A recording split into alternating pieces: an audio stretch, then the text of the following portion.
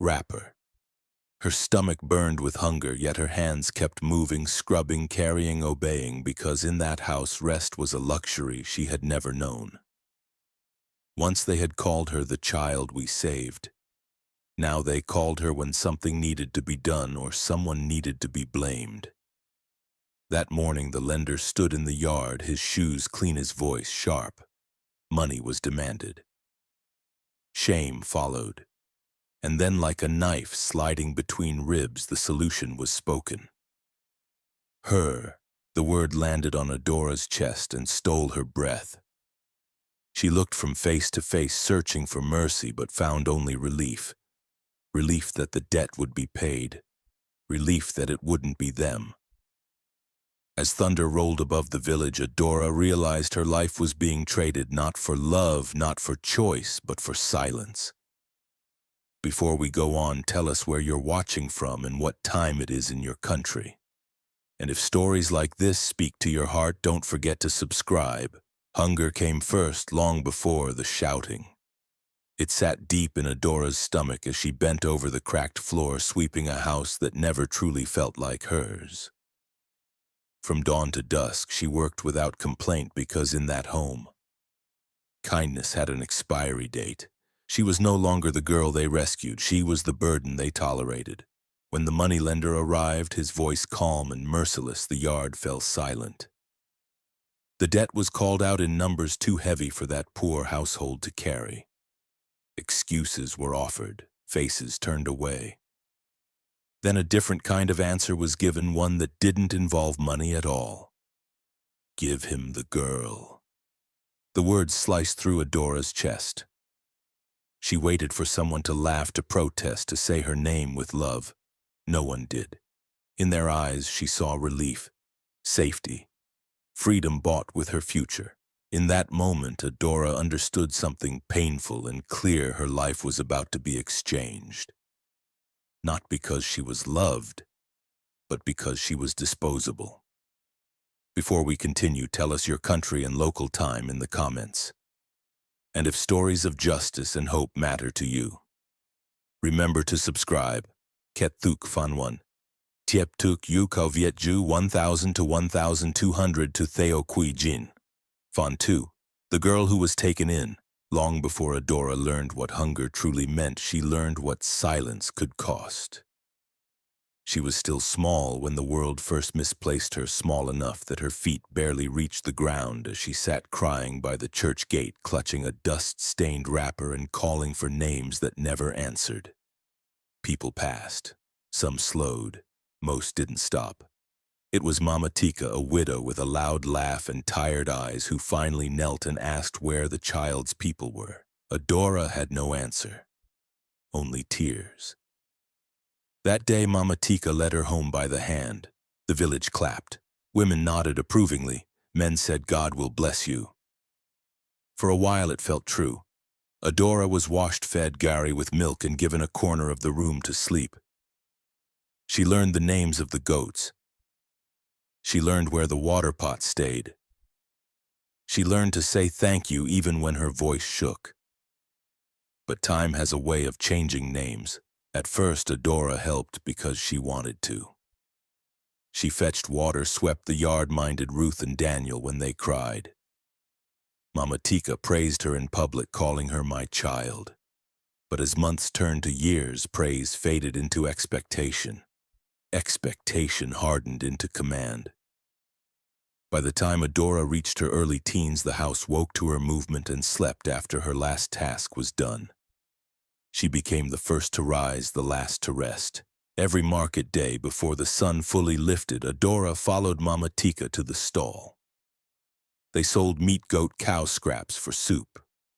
Adora kept the table clean washed, the knives chased flies away with a folded leaf. Her smile never left her face, even when hunger made her hands tremble. When Mama Tika hissed faster, Adora, she moved faster. When customers snapped fingers instead of greeting her, she bowed her head and served them anyway. She smiled even when she was wronged, especially then. Peter, Mama Tika's husband, noticed her only when something went missing or when food was short. He drank palm wine most evenings and spoke with the authority of a man who believed his word was law.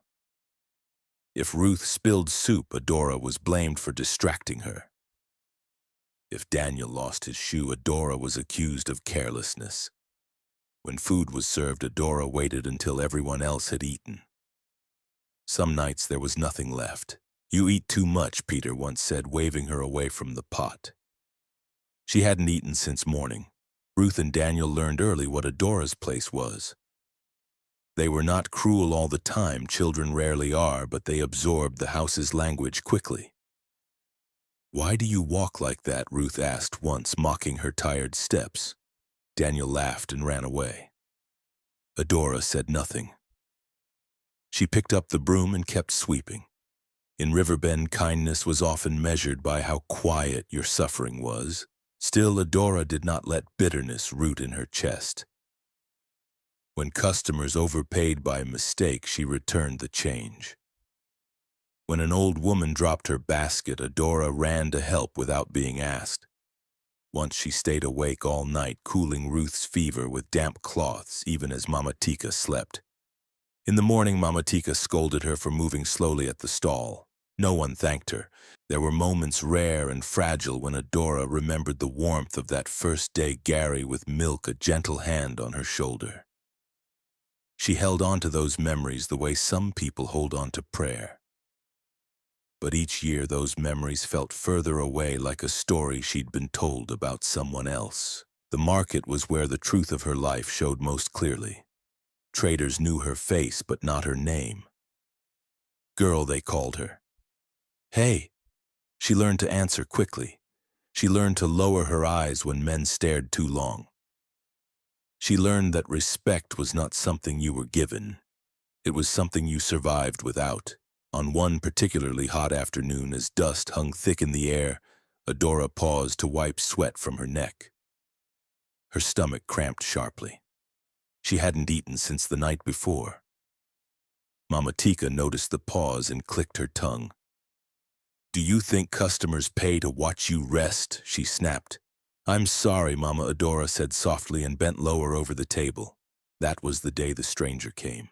He stood at the edge of the stall, quiet, patient, wearing a torn brown shirt and carrying a small hunting bag. His feet were dusty, his beard rough, his eyes unreadable. He didn't push forward like others. When Adora noticed him, he asked politely if there were bones for soup.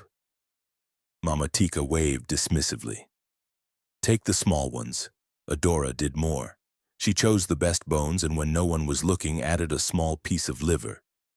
She wrapped them carefully and handed the bundle over.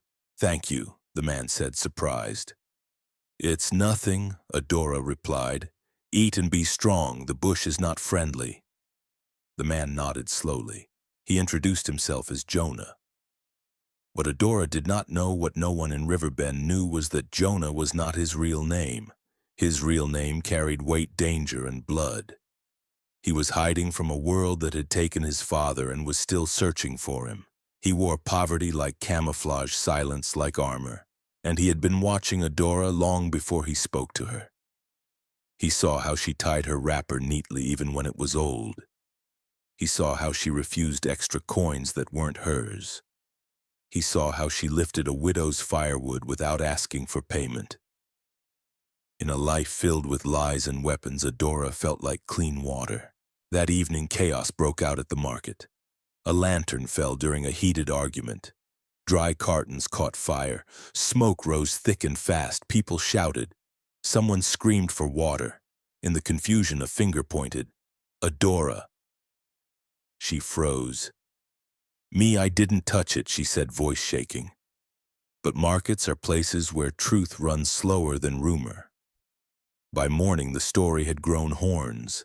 Mama Tika's meat spoiled in the panic. Money was lost. And when losses came, blame followed. Peter did not hesitate. "You see," he said, slamming his cup down, "since the day this girl entered my house, trouble has followed us." Adora cried where no one could see her. She scrubbed her face until it burned. Then she stood up, straightened her back, and returned to work.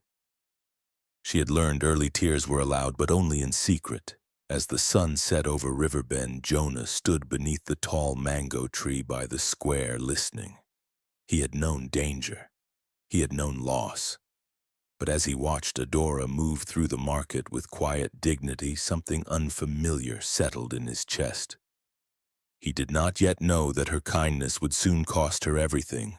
Jonah did not leave Riverbend after that day.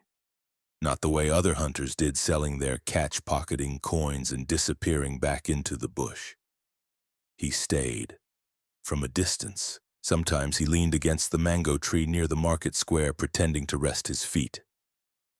Other times he sat on a low stool near the palm wine cellar, listening more than he spoke. He learned the rhythm of the village quickly: when the women argued, when the children fought, when the men drank too much and spoke too loud. And always his eyes returned to one place. Adora. He watched her before sunrise, when she swept the compound with a broom already missing half its bristles. He watched her at the market, wiping the table clean again and again, as if cleanliness itself could protect her. He watched the way she smiled at customers who barely looked at her, the way she swallowed hunger and stood straight anyway. Jonah had seen many kinds of women in his life. Women who chased power, women who feared it, women who pretended not to see it. But this girl carried herself as if dignity were something she guarded carefully, even when the world kept trying to strip it away. That unsettled him. For months, Jonah had lived like a ghost. After his father's murder, the city had become a cage of eyes and whispers. Enemies wanted his head. Former allies wanted his throne. Some wanted both.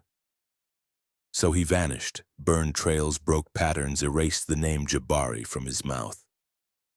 He became Jonah, a poor hunter, sleeping under trees and in abandoned huts, moving where no one thought to look. Riverbend was supposed to be temporary, a place to hide, a place to wait. Adora was not part of the plan. The day of the market fire proved that danger was closer than he'd hoped.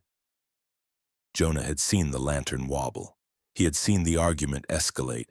He had also seen clearly that Adora was nowhere near the flame when it fell. But truth did not matter once the crowd found a name to shout. He saw her freeze as fingers pointed, saw her try to speak, saw her swallowed by noise. Later that night he passed by the back of Mama Tika's compound and heard crying, soft, controlled, practiced.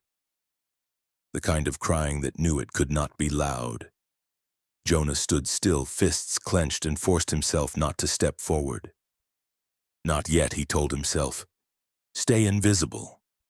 But invisibility is harder when the heart begins to notice. The next market day, Jonah returned to the stall. This time, Mama Tika barely glanced at him. Her mind was elsewhere, on money, on loss, on the man who would soon come to collect his debt. Adora recognized Jonah immediately. Her eyes widened slightly, then softened. You came back, she said. I was nearby, Jonah replied. She handed him the bones again. No liver this time. Mama Tika was watching, but her fingers lingered for half a second longer than necessary.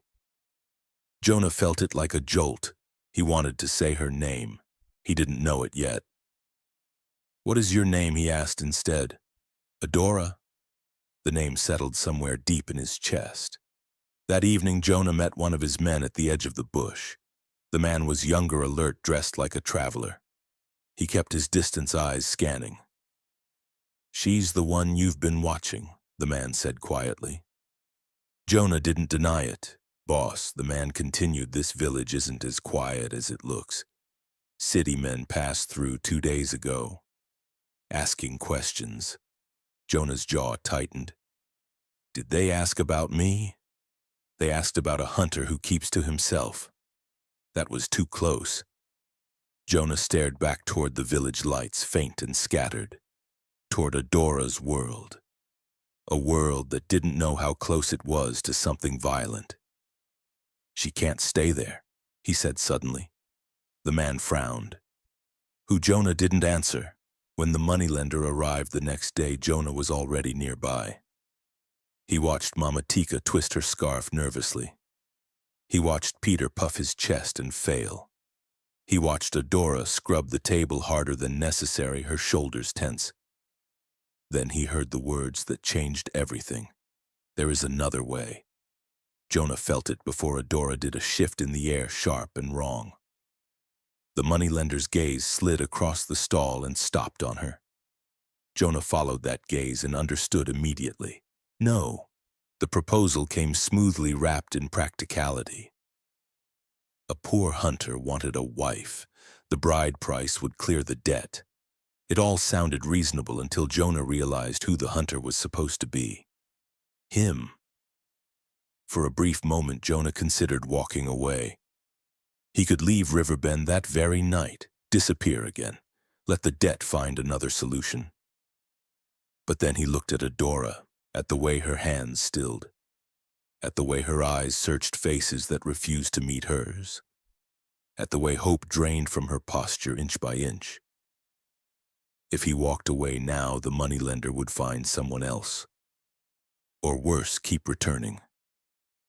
Jonah knew men like him. He knew what happened to girls like Adora when debts grew teeth. That night, Jonah did not sleep. He weighed risks like weapons. Marrying her would anchor him to one place. It would expose her to danger, his danger, but leaving her would expose her to something else entirely. By morning, Jonah had decided. When the moneylender returned with him in tow, Jonah kept his head low. He answered questions honestly but simply. "I will try," he said when asked if he could feed her. It was the truth in its own way. When Adora begged quietly, desperately, Jonah felt something crack. He wanted to tell her everything. To say, "I am not poor. I am not harmless. I am not what they think." But truth at the wrong time can be a weapon too. So he stayed silent. Under the tree, when the elders gathered, Jonah heard Adora say no. The word hit him harder than any gunshot. He respected it. He wished it were enough. But the world did not respect her voice. When the elder asked if she had another home, Jonah closed his eyes. He knew that sigh. It was the sound of a door being shut. As he placed the money down, Jonah made a promise to himself, one he did not yet know how to keep. If she walked into his life as a shield, he would spend the rest of his days making sure she never broke because of it. Adora did not know any of this as she walked away from the only home she had known. She only knew that a stranger's shadow now fell over her future, and that nothing would ever be simple again. The day the market burned, the air itself seemed restless. It began with raised voices near the palm oil stalls. Two traders arguing over space, over noise, over pride. Adora heard it as she always did, from the edge of things, from the place where she stood scrubbing and arranging unseen until something went wrong. Mama Tika was counting coins with a tight mouth, already worried about the debt that pressed on her chest like a stone. Peter was nowhere near. He rarely stayed long at the stall unless there was profit to sniff. A lantern swung. Someone shoved the flame-kissed dry carton. Fire did not ask permission. In seconds, orange tongues leapt upward, greedy and loud. Smoke rolled across the stalls, stinging eyes and throats. People screamed for water. Children ran. Traders grabbed what they could and fled. Adora dropped the knife she was washing and turned toward the flame heart, pounding, mind racing for something, anything to help. That was when a voice cut through the chaos. "Adora?" The name was sharp, accusing. It stuck to her like ash. She froze. "Me," she cried, coughing as smoke filled her lungs. "I didn't, but panic does not listen. Fear looks for a shape, a face, a reason." Fingers pointed. Someone shouted that she had pushed the lantern. Another swore they saw her too close to the fire. Each word added weight until the lie stood taller than the truth. By the time water arrived, the cartons were ruined. Meat spoiled in the heat and rush. Coins were lost. Pride was wounded. And when the sun set and the smoke thinned, the village began to talk. Stories grew horns overnight. By morning, the fire was no longer an accident. It was Adora's carelessness. Adora's clumsiness, Adora's bad luck. Mama Tika sat in the compound counting what little was left, her jaw clenched so tight it ached. Peter paced, cup of palm wine in hand, anger swelling with each sip. "I warned you," he said, voice thick. "Since the day this girl entered my house, trouble has followed." Adora stood by the wall, eyes lowered. She wanted to speak. She wanted to say she had not touched the lantern, that she had tried to help, that she had been blamed because she was easy to blame. But she had learned that defending herself only sharpened their tongues. So she said nothing. "You cost us money," Peter continued, stepping closer. "Now the lender will come with interest. And what will we give him? Our bones." Mama Tika did not argue. She did not defend Adora. She only sighed, a tired sound that felt like agreement. That night Adora cried behind the house where the shadows were thick. She scrubbed her face with water until her skin burned, as if pain could wash away accusation. When she returned inside, she moved quietly, serving food she did not eat, cleaning plates she did not dirty. Jonah watched all of this from a distance.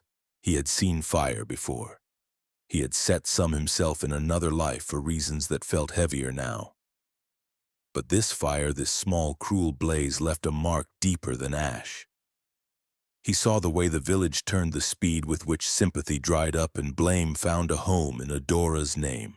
He recognized the pattern. When men wanted to protect themselves, they sacrificed the quiet ones.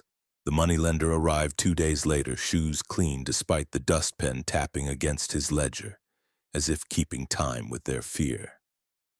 Jonah stood near the mango tree, close enough to hear, far enough to remain invisible. "Where is my money?" the man asked calmly.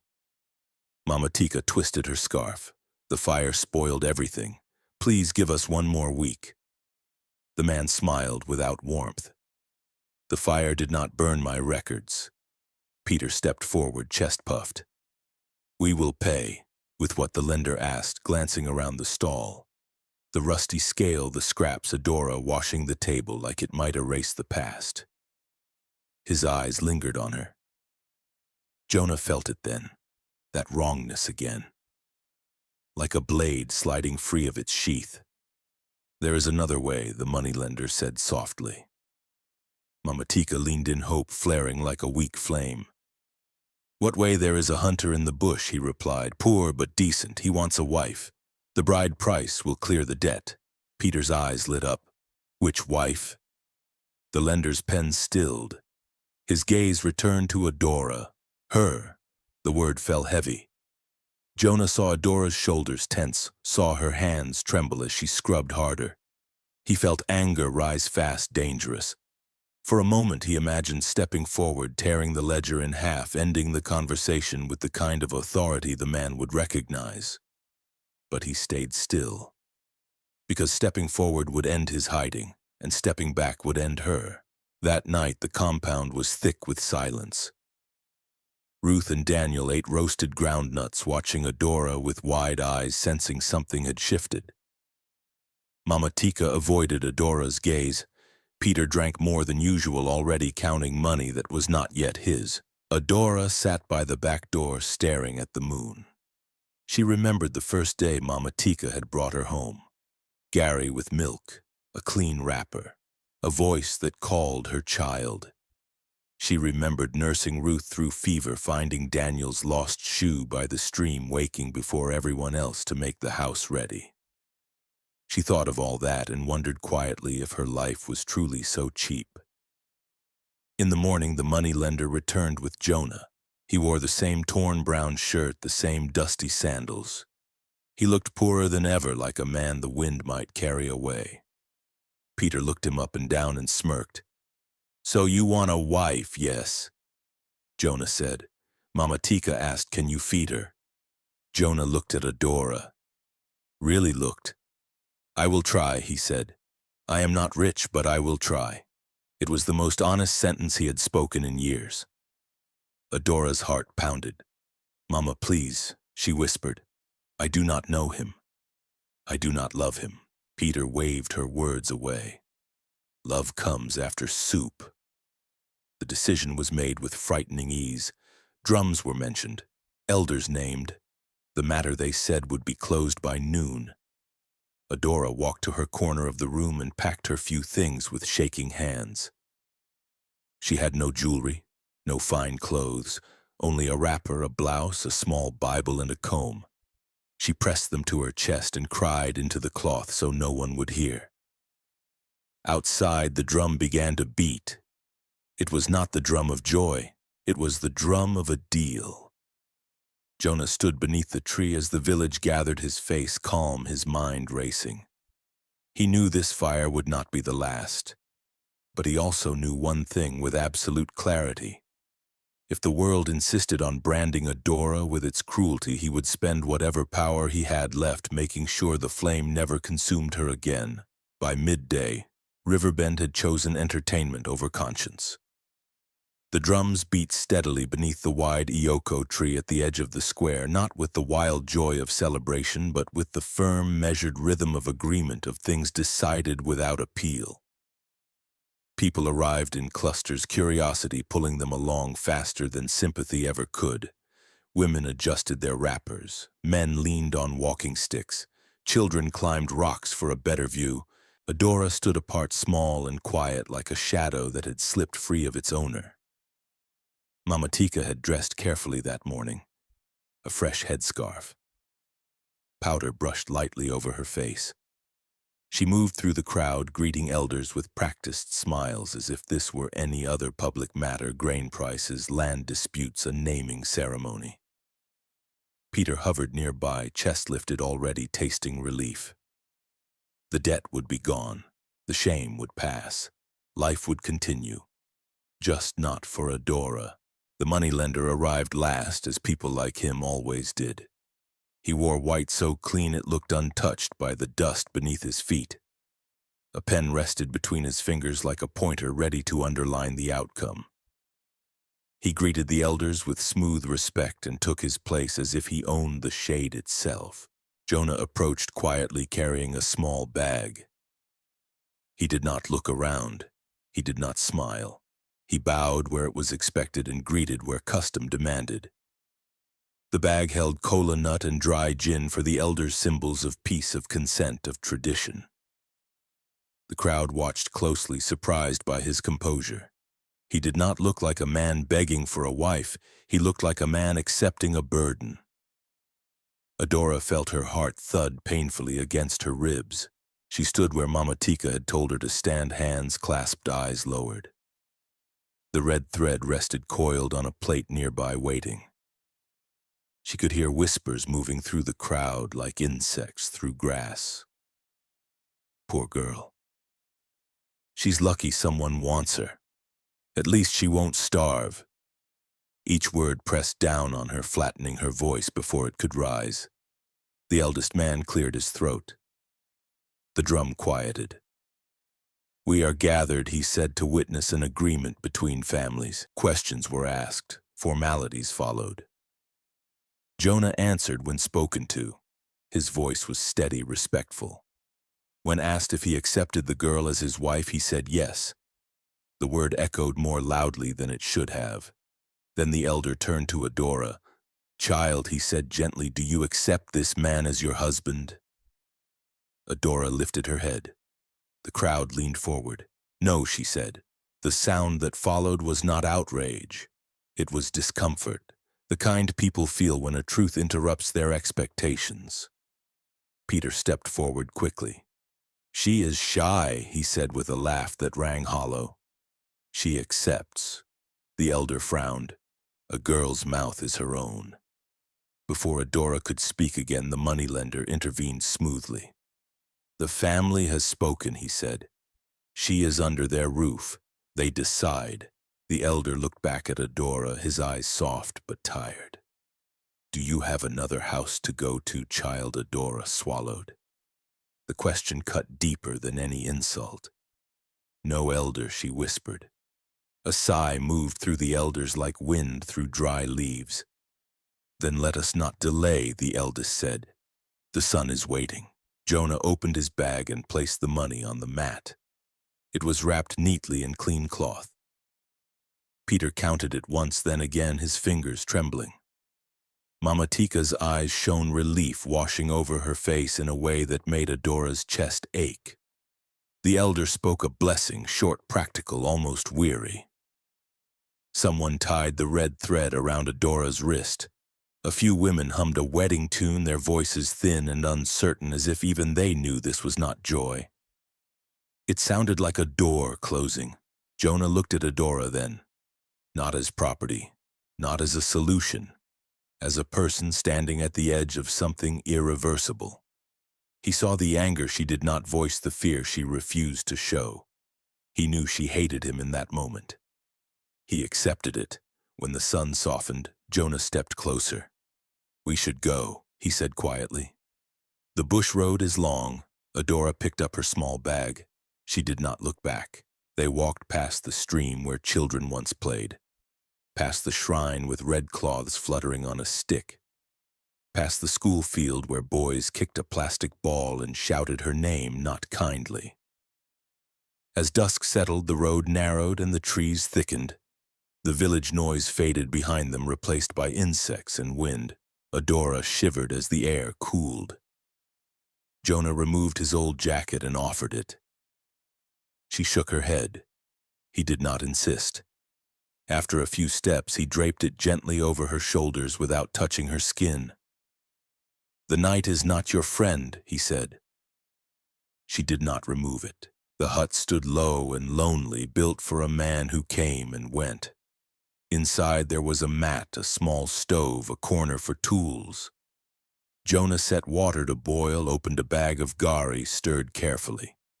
He handed the cup to Adora with both hands. "Eat," he said. "You haven't eaten since morning." She stared at the cup for a long time. Then she took a small sip. Tears touched the rim. "Why me?" she whispered. "Why did you choose me?" Jonah looked down. He could not tell her the truth, not yet. He could not say that enemies searched for him, that he needed a quiet life, that marrying her had been the fastest way to make himself look small. He could not say that leaving her behind would have been more dangerous than taking her with him. So he said the safest thing. "Because you are kind," he replied. "And I will not harm you." A dog barked in the distance. Jonah's jaw tightened. He went to the door and peered into the trees. He saw nothing, but he felt eyes. He closed the door softly and sat near it, keeping watch. Adora hugged her knees. "Who are you really?" she asked. Jonah met her gaze. "A man with many reasons," he said. "I will tell you when it is safe." She turned away, whispering to herself, "I am not a goat." Beyond the hut in the dark between trees, two shadows paused long enough to notice, long enough to remember, then slipped away to carry a message. "The hunter has taken a wife." By morning, the village would wake as if nothing had changed. But Adora's life had already crossed a line she could not see, and Jonah knew the debt that brought her here had only begun to collect. Morning did not arrive gently. It came with the sharp cry of birds and the ache in Adora's bones from sleeping on a mat that felt too thin for all her fear. For a brief second, when she opened her eyes, she forgot. The hut's low roof, the hunting bag in the corner, the smell of smoke in the air, everything looked like a stranger's life. Then memory rushed back. The tree, the elders, the money wrapped in cloth, the red thread on her wrist. Adora sat up slowly and stared at that thread as if it might loosen on its own if she looked hard enough. It didn't. It hugged her skin like a quiet command. Outside, Jonah was already awake. He crouched near the doorway, sharpening his knife-steady hands, moving with practiced calm. He did not look like a man who had just taken a wife by force. He looked like a man guarding a line only he could see. When Adora stepped out, the morning air slapped her cheeks cold. Jonah lifted a cup of water toward her. "Drink," he said. She took it, her fingers brushing the cup carefully like she was afraid even kindness might hurt. She drank slowly. Jonah watched her the way a person watches something fragile without touching. "We need water from the stream," he said. "The path goes through the square." Adora's stomach tightened. The square meant eyes, whispers. The thin laughter she had already heard yesterday cutting through her as she walked away from the tree. She tied her wrapper tighter anyway. If she had learned anything in Riverbend, it was that fear did not excuse responsibility. People could call her anything, they still expected her to carry water. They walked in silence at first. The village road was narrow, lined with small compounds and scattered palm trees. As they approached the market area, Adora felt the atmosphere change. It was like stepping into a room where people had been talking and suddenly remembered you existed. A woman selling peppers saw them and laughed loudly. "Look at her," she shouted. The meat seller's stepdaughter finally found her match. Another woman joined in, Hunter's wife. "You'll be chasing rats for dinner soon." Children ran after them, singing a mocking tune, clapping as if it were a festival. Adora married the bushman. He will give her bush yam, no gold bangle, only raffia to dangle. Adora kept her eyes down. She wished the ground would open and swallow her. Her cheeks burned, her ears rang. She wanted to scream that she had not chosen this, that she had said no, that no one listened. But in Riverbend, a girl's truth was often treated like noise. Jonah said nothing. He walked with the water pot balanced steady, his face unreadable. But Adora noticed his grip tightening, knuckles turning pale. Something about him felt too controlled, too contained, like a storm held behind a wall. A drunk man near the palm wine stall shouted, "Hey, Hunter, did you pay for her with rabbit skins or monkey tails?" Laughter exploded. Adora's chest burned with shame. She took a faster step, then another, as if speed could outrun humiliation. The insults followed them like dust all the way to the stream. By the time they reached the water, Adora's hands were shaking. She scooped water into the pot and splashed her face, but the laughter stayed in her head. Jonah filled his own cup and drank. He did not mock her. He did not pity her. He simply stood near enough that no one would come too close. That evening, the hut felt smaller than before. The air sat thick with things unsaid. Jonah cooked yam with palm oil and pepper. The smell was warm and grounding. He placed a bowl before Adora, then sat across from her. She stared at the food for a long moment, unsure what to do with the strange fact that someone had cooked for her and served her first. "You don't have to bother," she murmured. "I know you heard what they said about us." Jonah tore a piece of yam slowly. "I heard them," he replied, "but I do not eat their words." Adora's throat tightened. No one had ever spoken to her like that. Not with quiet certainty. Not as if she deserved protection simply because she existed. She took a small bite. Hunger wanted her to devour the bowl, but pride made her move slowly. She refused to look desperate. Desperation was what people used to justify cruelty. When they finished eating, Jonah slung his hunting bag over his shoulder. "Where are you going?" Adora asked. "Hunting," he answered simply. But there was something in his eyes, a flicker that made her uneasy. It wasn't the look of a man going to chase rabbits. It was the look of a man going to handle something. He returned later than she expected, and not with game. Adora woke in the middle of the night to the sound of a bag shifting. She sat up, heart pounding. Jonah was kneeling near the corner, pulling out a loaf of bread, a tin of milk, and a handful of ground nuts. Her eyes widened as if she'd seen gold. "Where did you get that?" she whispered. Jonah shrugged. "A trader on the bush road. He owed me for skins." Adora didn't fully believe him, but she didn't push. She took the bread and sliced it carefully like it was a sacred thing. She poured a little milk into a cup, mixed it with water to make it last, and placed it between them. "You don't have to share," Jonah said. Adora looked up, her eyes steady despite the exhaustion. "We share what we have," she said softly. "That's the only way it will last." The words hung in the small space like a cloth laid gently over a wound. Jonah stared at her as if she had spoken a language he hadn't heard in years. In the days that followed, Adora tried to build a life from scraps. She cleaned the hut. She patched holes with old cloth. She collected firewood. She refused to complain even when her feet blistered. Jonah in return did small things that confused her, leaving food, bringing water, standing by the door at night like a guard. But the village did not soften. Each time Adora passed through the market, whispers followed. Some women shook their heads in fake pity. Some laughed openly. Some looked at Jonah with contempt as if his poverty was contagious. Adora heard it all. And each time she touched the red thread on her wrist, she remembered that she had spoken one word, one clear, brave word, and it had been erased. No, that word should have protected her. Instead, it had been swallowed by the hunger of other people's needs. One afternoon, as she sat outside the hut washing clothes in a basin, Adora stared at Jonah's hunting bag resting by the wall. It looked ordinary, poor, unimportant, yet something about Jonah felt dangerous, like a river that ran deeper than its surface. "Who are you?" she asked suddenly, not turning her head. Jonah's hands paused for half a second, then continued tightening a rope. "A man trying to survive," he answered. Adora laughed, once bitter and small. "We are all trying," she said, "but not all of us have choices."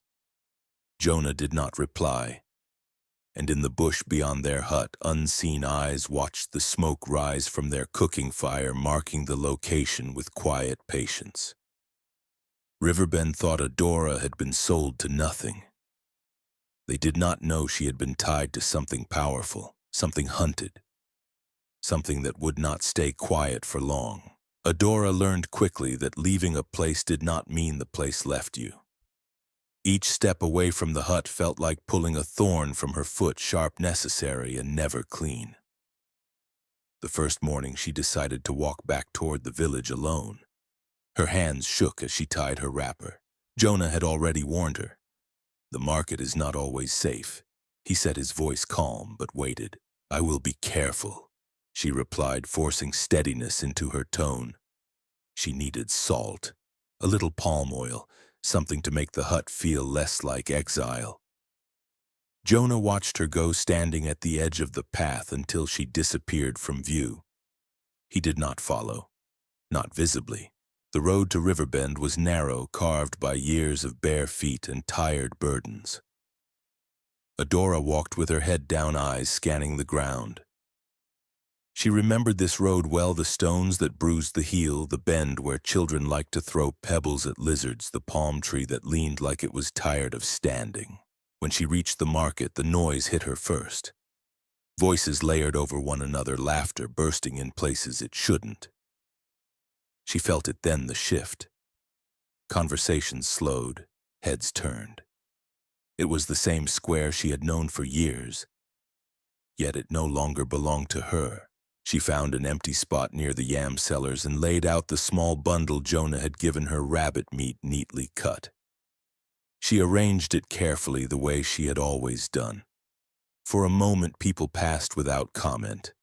A woman bought a piece without looking at her face. Another lingered, then walked away.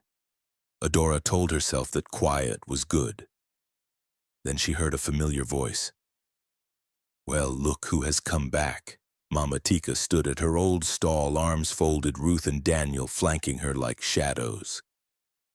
Mama Tika's eyes traveled over Adora, slowly measuring her from head to toe. "Our house girl," Ruth said with a grin. "The one you gave to the hunter." Daniel laughed too loudly. "I told you she would be selling dead rats soon." A small crowd gathered. Some laughed, others whispered. Adora kept her eyes on the meat, her hands moving as if arranging order could restore dignity. "Tell me," Mama Tika continued, voice sweet with cruelty, "do you miss eating real meat? Or are bush bones enough for you now?" The laughter cut deeper than before because it was familiar. These were people who had once eaten food she cooked. People who had watched her grow. Adora's throat tightened. She said nothing. Ruth stepped closer. "Maybe she can't hear us," she said loudly. "Her husband can't afford salt to season her ears." The laughter exploded. Then it happened. A man in a dirty shirt stepped forward pretending to examine the meat. He waited until the crowd was watching. Then he kicked the tray hard. The meat scattered across the ground, rolling in dust and footprints. "Oops," the man said, shrugging. "Looks like the hunter's wife can't even protect her goods." The crowd roared. Adora's knees weakened. She dropped down, hands shaking as she picked up the pieces one by one, brushing dirt away, even though she knew it wouldn't matter. Her eyes burned, but she refused to cry. Crying would feed them. From the edge of the market, a man in plain clothes watched silently. His name was Camo. No one noticed him because that was how he worked. He saw everything, the kick, the laughter, the way Adora's shoulders curled inward as she gathered what was left of her pride. His jaw tightened, but he stayed still. He had been given clear orders. Observe, protect, do not interfere unless necessary. Adora left the market with her bundle tied loosely, her steps heavy. She didn't know she was being followed, didn't sense the careful distance Camo kept between them. All she felt was the weight of humiliation pressing her spine down. When she reached the hut, she dropped the bundle beside the mat and sat without speaking. Jonah arrived not long after. He looked at the untouched meat and understood immediately. "No sales?" he asked softly. She shook her head. "They think I'm evil," she whispered. "Like something bad follows me." Jonah knelt in front of her, his face firm. "You are not evil," he said. "You are not cursed. You are not what they call you." Her lips trembled. "Then why does it feel like I'm disappearing?" Jonah had no answer he could safely give. That night when Jonah slipped into the bush, Camo was already waiting. "It happened again," Camo reported. "A man pushed her goods to the ground." The crowd laughed. Jonah's eyes darkened. "Where is he now?" "Lower part of the village. Drinking." Jonah's voice was low. "Make sure he never raises his hand to her or any woman again." Camo nodded. Understood. By morning, the palm wine cellar was gone. No one knew where he had gone. Some said he fled. Others whispered about spirits. Riverbend filled the gap with imagination. And imagination turned its eyes on Adora. "Have you noticed?" a tomato seller murmured to another woman. "Anyone who insults her disappears." "Her husband must be a spirit," someone replied. "Or she is." By the time Adora returned to the market days later, the space around her had changed. Women shifted their baskets away when she passed. Customers crossed to the other side of the path. Even Mama Nanny, the old yam seller who had once smiled kindly, avoided her eyes. Adora sat with her small tray of meat. No one came. The whispers reached her anyway. "That's her. She smiles in the day and strikes at night. She's dangerous." She stayed until the sun leaned low, the meat untouched. When she finally walked back toward the hut, the road felt longer than ever. She heard footsteps behind her but didn't turn.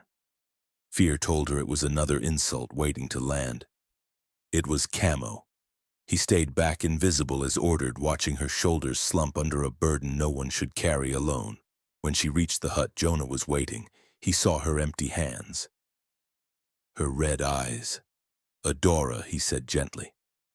She didn't look up. "I can't go back there," she said. "They don't just mock me anymore, they fear me."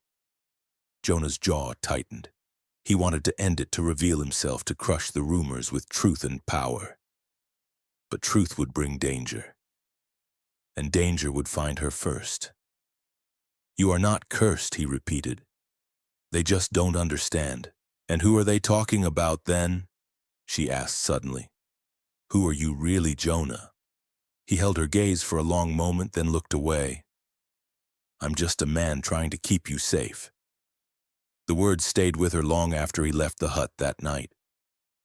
In the darkness beyond Riverbend, questions were being asked by men who did not believe in coincidence. Paths were narrowing. The quiet life Jonah had tried to build was thinning like smoke, and Adora, sitting alone with fear and confusion, did not know that the road away from her old home had led her straight into the center of something far more dangerous than hunger. Something that was already closing in. The morning Adora woke with a tightness in her chest, she knew the market would not be kind. It was not a voice or a dream that warned her, just the heaviness that sat behind her ribs, the kind that came from learning pain too well. Still she rose, washed her face, and tied her wrapper with deliberate care. If the world insisted on seeing her as something small, she would not help it by shrinking. Jonah watched her prepare in silence. He had learned when to speak and when to let quiet do its work. Before she stepped out, he placed a small bundle in her hands, smoked fish this time, wrapped neatly. "Sell this," he said. "If it feels wrong, come home." She nodded, grateful for the choice, even a small one. The path to the village felt narrower than before. As Adora walked, she felt eyes on her back, measuring her steps, testing her courage.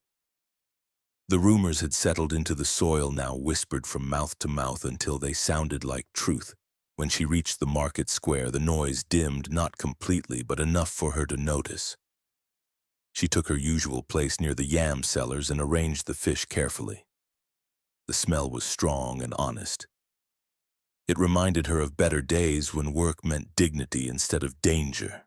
At first, no one approached. Oh, a woman selling tomatoes shifted her basket farther away. Another whispered something behind her hand. Adora kept her eyes on her goods, her hands busy. She had learned that stillness invited cruelty. Then Mama Tika's voice cut through the air. "Well, well, if it isn't my old house girl." The crowd turned as one. Mama Tika stood tall at her stall. Chin lifted, Ruth and Daniel beside her like echoes of her bitterness. She looked Adora up and down with open disdain. "Hunter's wife," she said loudly. "Tell us, how does it feel to sleep in a hut with a man who can't buy you even a plastic cup?" Laughter rippled. Ruth covered her mouth, giggling. "Mama, don't forget to ask if she still cooks bushrat stew." Daniel stepped forward, smirking. "Maybe she uses leaves for seasoning now." The laughter swelled, pressing in on Adora from all sides. Her fingers tightened around the edge of her basket.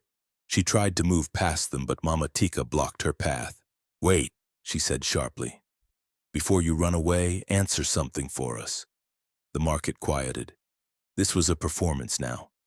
"Are the stories true?" Mama Tika asked. "Do you curse people at night?" Adora's breath caught. "No," she said, voice trembling.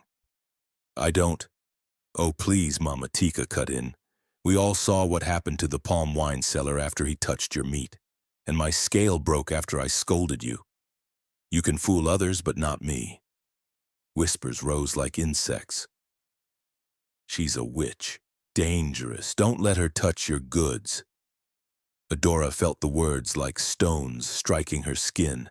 Her hands shook so badly she nearly dropped the basket. "I'm not a witch," she said louder this time. "I've never harmed anyone." Mama Tika smiled thinly. "Then prove it. Let me sell my meat beside you today. Let's see who customers choose." No one stepped toward Adora. People shifted away, leaving space around her like a warning circle.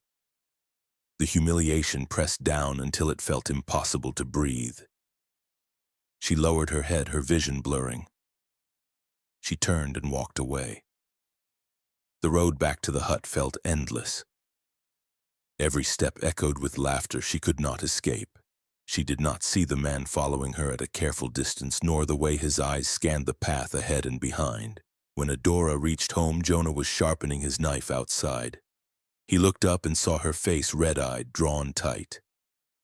"Don't," she whispered as she passed him.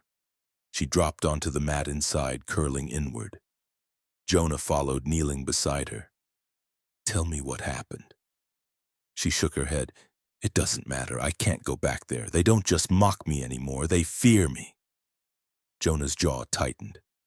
Fear was worse than ridicule. Fear bred violence. "You are not cursed," he said firmly. "They don't know what they're talking about." "And who are they talking about then?" She snapped, pain sharpening her words. "Who are you really?" Jonah held her gaze, something heavy settling in his eyes. "I'm just a man trying to keep you safe." Safe. The word tasted bitter. "I've never felt less safe in my life." That night, Jonah did not sleep. He met Camo near the stream, the darkness wrapping them in secrecy. "They're spreading fear," Camo reported. "City men passed through again, asking questions. They're close." Jonah exhaled slowly. "Keep them away from her. If they come near the hut, stop them." And the market, Jonah's eyes hardened. No more disappearances that point back to her. Silence, clean. By morning, the air around Riverbend felt tight like a storm waiting. Adora woke to find Jonah gone. The hut felt emptier than before. She busied herself with chores, trying to quiet her thoughts. But her mind kept circling the same question. Who is my husband? She decided to go to the market one last time, just for salt. Quick in, quick out. She kept her head down as she crossed the square, hoping to be invisible. She wasn't. Two men stepped into her path. They wore city clothes, clean shirts, polished shoes that did not belong in Riverbend dust. Their smiles were sharp. "Good afternoon," one said smoothly. "We're looking for your husband." "My husband is hunting," Adora replied, her voice steady despite the hammering in her chest. The man tilted his head. Funny. For a hunter, he knows a lot about city business. The second man leaned closer. "Tell him his old friends are still waiting." Mama Tika nearby perked up. "Old friends? What are you talking about?" The man smirked. "Let's just say your hunter isn't exactly who you think he is." Gasps rippled through the crowd. Adora's pulse raced. "Leave me alone," she said. The man laughed. "Or what, will your magic make me disappear too?" Laughter followed, nervous this time. Then the air shifted. A shadow fell over Adora. Jonah stood beside her, silent and still. He did not look at her first. His eyes locked on the two men, cold and unblinking. "You're far from home," he said. The taller man's smile faltered. "We're just here to talk." "You've talked," Jonah replied, his voice low but carrying. "Now leave." "Ow." The men hesitated. The crowd instinctively stepped back. Something about Jonah's presence rewrote the rules of the space. Authority radiated from him, not loud, not dramatic, but undeniable. The two men exchanged a glance and backed away without another word. Jonah took the basket from Adora's hands. "Come," he said softly. No one stopped them. As they walked home, Adora's thoughts spun. She had seen something today, something she could not explain away. When they reached the hut, she turned to him. "You didn't have to come for me." Jonah set the basket down. "I will always come for you." The words settled heavy between them. That night, Adora lay awake, listening to the sounds of the bush. Crickets sang, leaves shifted. Somewhere beyond the trees, men who did not belong to Riverbend were asking questions, drawing closer. And Adora, wrapped in fear and unanswered questions, did not yet know that the chains around her were tightening, not because of magic or curse, but because the truth about the man beside her was finally beginning to surface. Adora did not sleep much that night. Every time she closed her eyes, she saw the market, the circle of empty space around her, the way people stepped back as if she carried sickness, the sound of Mama Tika's laughter ringing louder than the drums ever had. She turned on the mat, listening to Jonah's steady breathing near the door, and wondered how one life could hold so much shame without breaking. At dawn, she sat up. If she stayed hidden, the fear would grow. If she returned, the pain would continue. Either way, the village would keep its stories. Adora understood then that silence would not save her, but she had no other language the village respected. "I will go to the market," she said quietly. Jonah looked at her, already awake. You don't have to. I do, she replied. If I stop trying, they win. He hesitated, then handed her a small tray. Take this, he said. Rabbit meat. Fresh. She nodded. She did not ask where it came from. The walk felt heavier than before. Each step carried memory. Each bend in the path whispered a warning. When Adora reached the market square, she felt the shift immediately. Conversations paused. Eyes followed, then turned away too quickly. She chose a spot near the edge, away from Mama Tika's stall. She laid out the meat carefully, straightening each piece as if order could shield her. For a while, nothing happened. People passed without stopping. Some stared openly. Some pretended not to see her at all.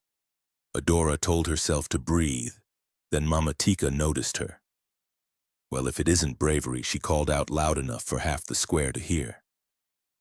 The hunter's wife has returned. Ruth and Daniel laughed from behind the stall. Careful, Mama Ruth said. If you insult her, your roof might fall in. Nervous laughter followed, shorter, sharper this time. Adora kept her head down. She had learned that words thrown back only returned heavier. A man approached her tray. He wore a dirty shirt and smelled of palm wine. Adora straightened, ready to serve, grateful for even one customer. He crouched, pretended to examine the meat, then looked up at her with a crooked smile. Before she could react, his foot struck the tray. The meat flew. Dust rose. Pieces scattered across the ground. Oops, he said loudly. Looks like the hunter's wife can't even protect her goods. The crowd erupted. Adora's knees gave way. She dropped to the ground, hands shaking as she reached for the meat. Dust clung to her fingers. Her chest tightened, air refusing to move. She wanted to disappear. She wanted to scream. She did neither. She gathered the meat slowly, carefully, as if dignity could still be salvaged from the dirt. Her eyes burned, but she refused to let tears fall. Tears were a gift she could no longer afford. From the shadow of a nearby stall, Camo watched. He had seen cruelty before, had delivered it when necessary, but this was different. This was public, careless, and cowardly. He noted the man's face, his walk, the direction he would likely stagger when the palm wine pulled him home. Camo memorized it all. Adora tied the dirty meat back into the cloth with trembling hands and stood. The laughter followed her as she walked away, quieter now, uncertain. She did not look back. The road home felt endless. Each step carried the weight of eyes she could still feel on her skin. She did not notice the distance Camo kept, the way he stepped aside when others passed, the way he scanned ahead to make sure no one blocked her path. When Adora reached the hut, she set the bundle down and sat on the mat without speaking. Jonah arrived soon after. One look told him everything. He picked up the bundle, saw the dust, the uneven knots. He closed his eyes briefly. No sales, he asked softly. She shook her head. Not even one. Her voice cracked. They think I'm dangerous now, like something bad follows me. Jonah knelt in front of her. Look at me. She did reluctantly. You are not evil, he said firmly. You are not cursed. You are not what they say. Her lips trembled.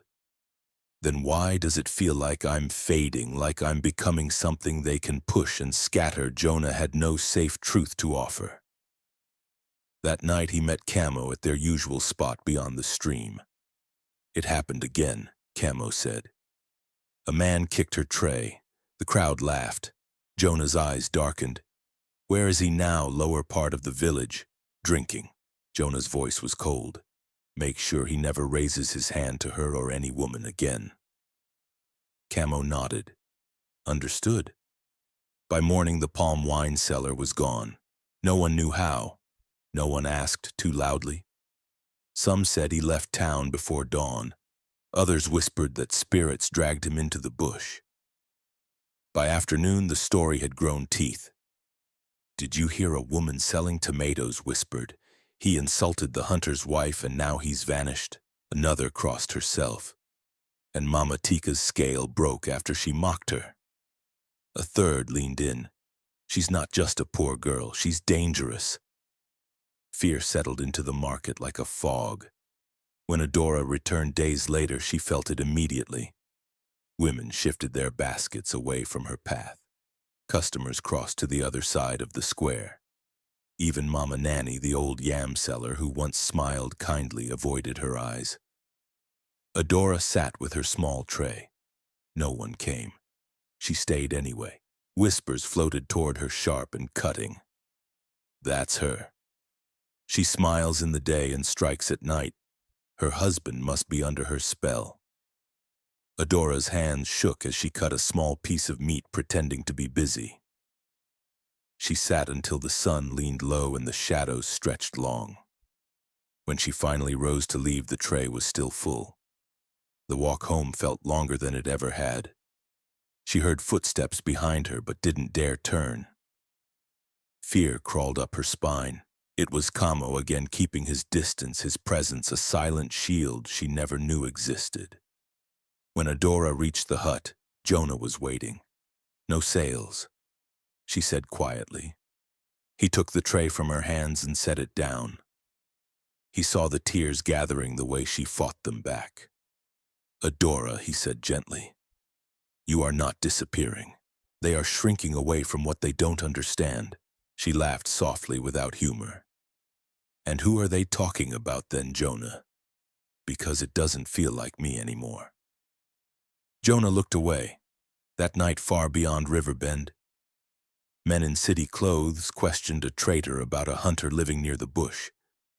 They left without answers, but with cold eyes and patient intent.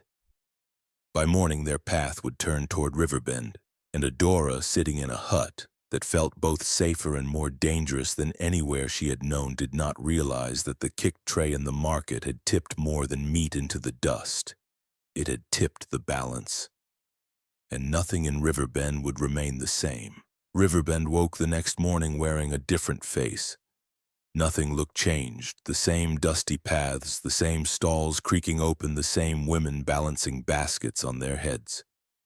Yet something invisible had settled over the village, heavy and cautious, like a hand pressing gently but firmly on everyone's mouths. People spoke in lower voices. They looked over their shoulders more often. And when Adora's name surfaced in conversation, it was no longer followed by laughter, but by silence. The disappearance of the palm wine seller spread through the market faster than truth ever could. By noon, there were 10 versions of the story.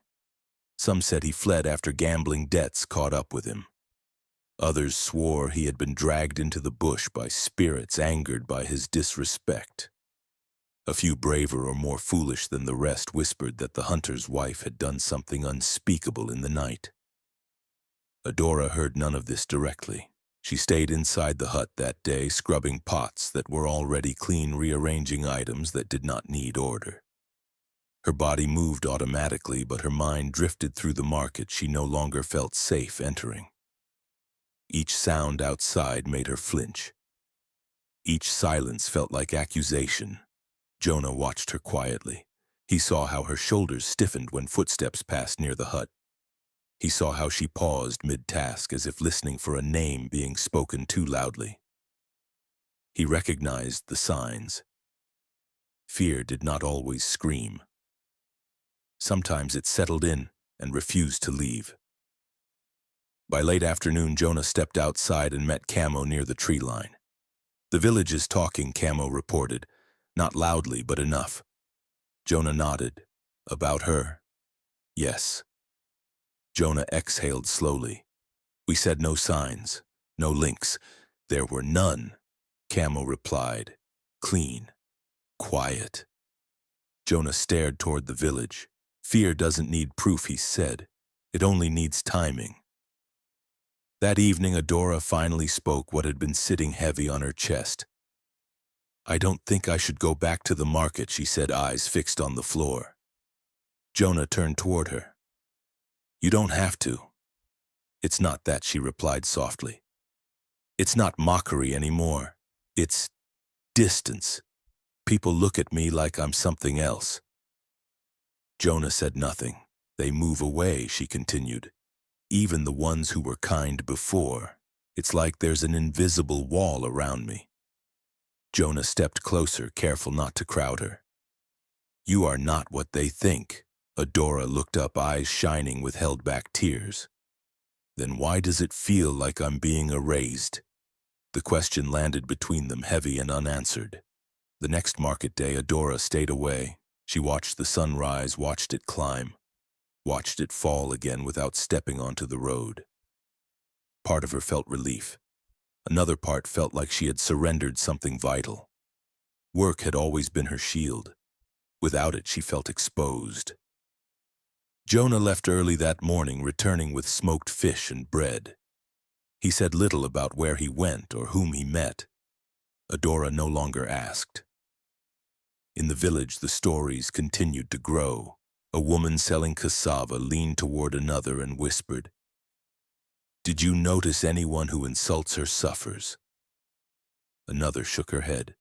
"Her husband is not normal." A third added, "Better to stay away." By the time Adora returned to the market later that week, driven by necessity more than courage, the space around her had hardened into something unmistakable. Women moved their baskets when she approached. Men avoided her gaze. Children were pulled back by their mothers. She sat with her tray. No one came. She stayed anyway, back straight, hands steady, refusing to let fear bend her completely.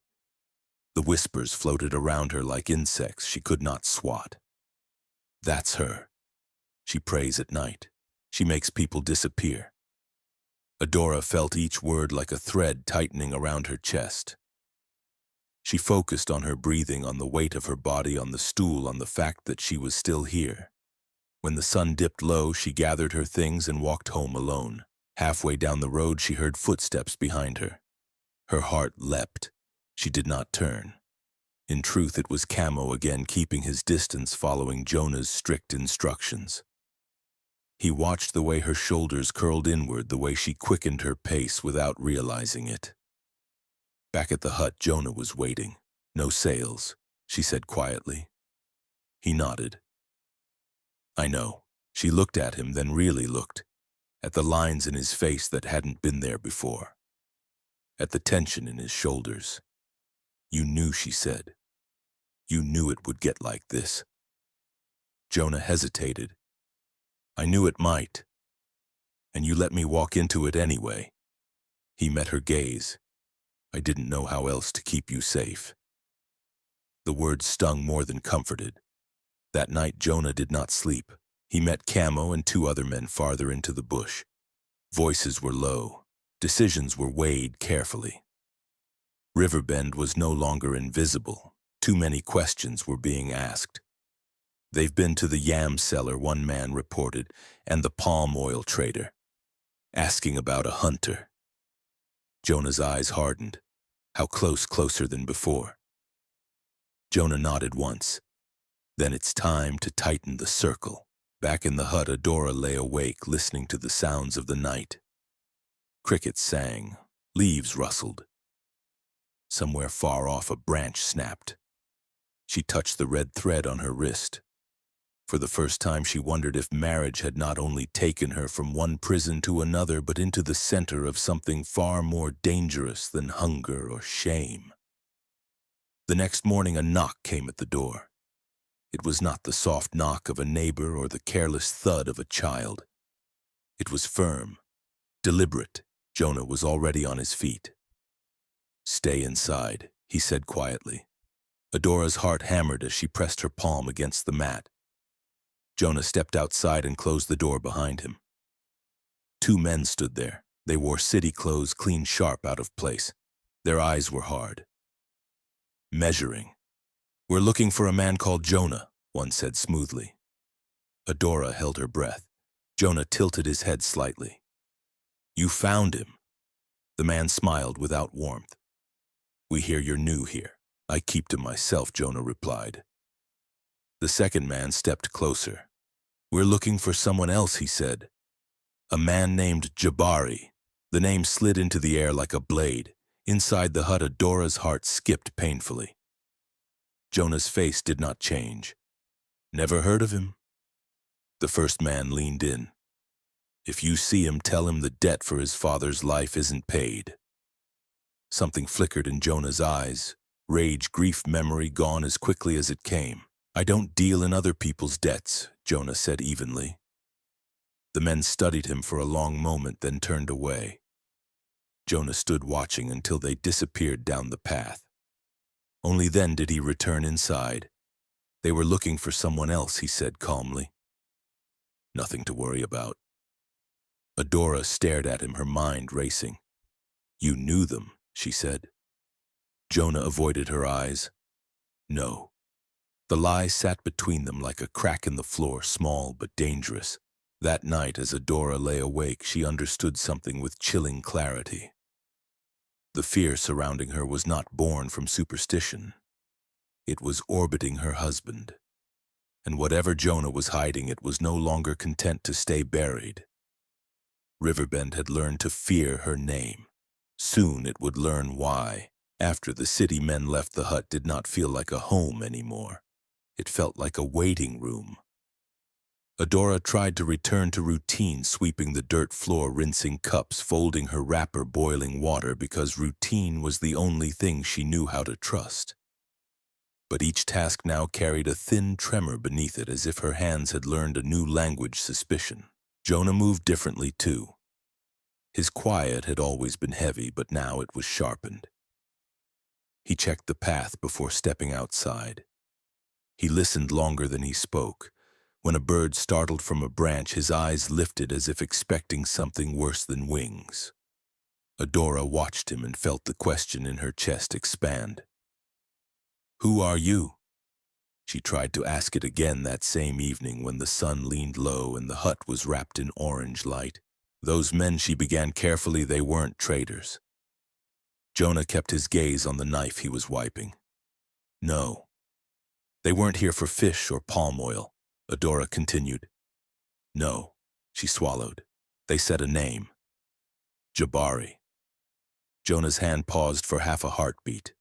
Then he continued, wiping the blade slow and controlled. It means nothing, he said. Adora's mouth went dry. It meant something to them.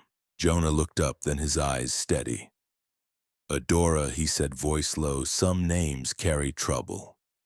Don't hold them in your mouth. The warning was gentle, but it landed like a command. Adora turned away, anger sparking beneath her ribs. She had been commanded her entire life. She had been sold because men decided her voice was less valuable than debt. Now even in this hut, she was being asked to remain in the dark. That night she slept in thin pieces. When morning came, Jonah insisted she take something to the market again, meat small and neatly packed. It will keep you busy, he said softly. And the market, it's still the only place to trade. Adora hesitated. They won't buy from me. Go anyway, Jonah replied. If anything feels wrong, come home. She did not miss the way he said it, as if the market were not only unkind but dangerous. Still she went.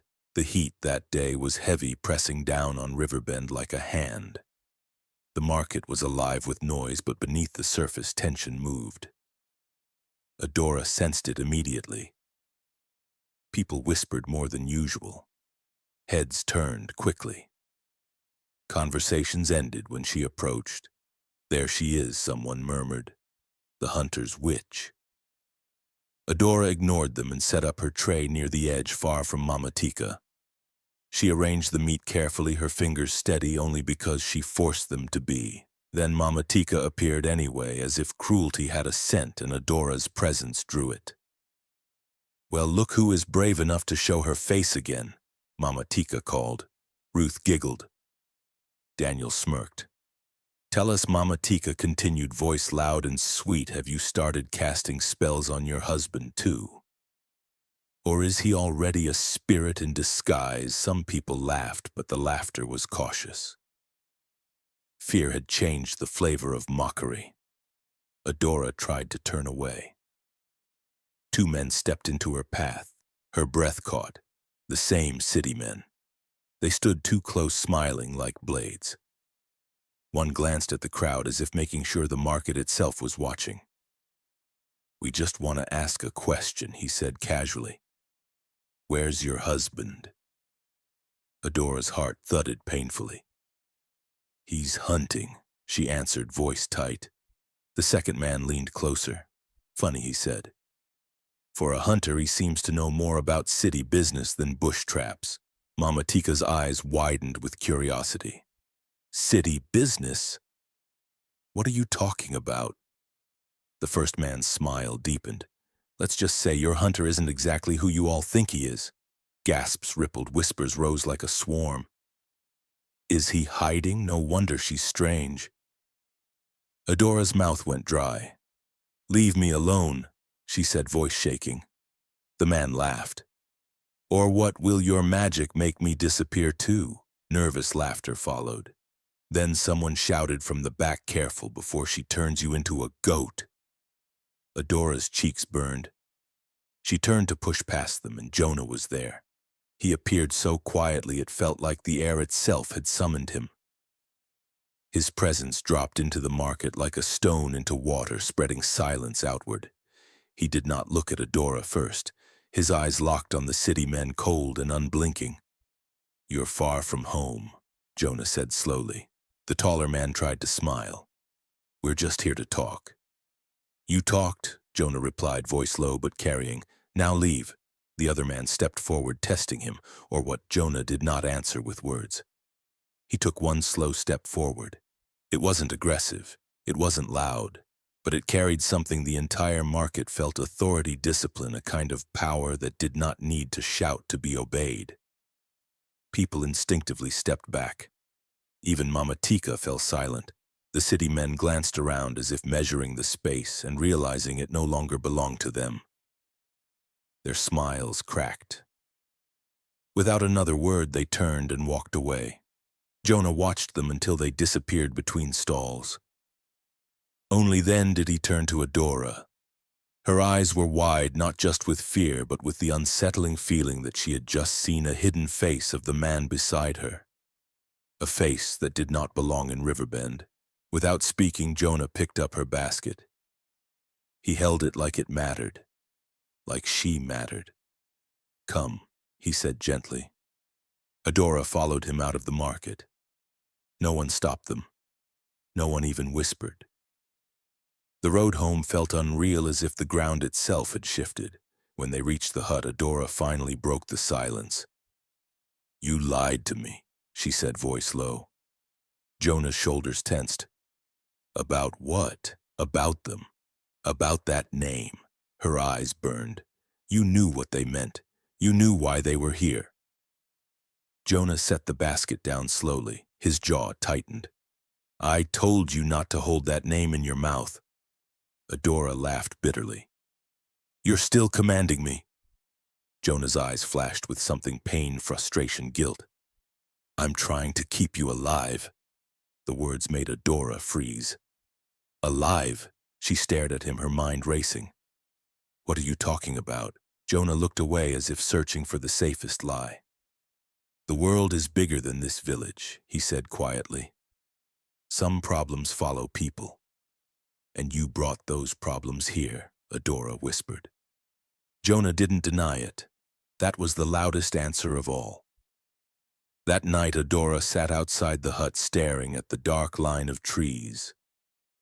For the first time since she was a child at the church gate, she felt truly alone, because now even her husband's silence felt like a wall. Far beyond Riverbend, the city men reported back. "He's there," one said.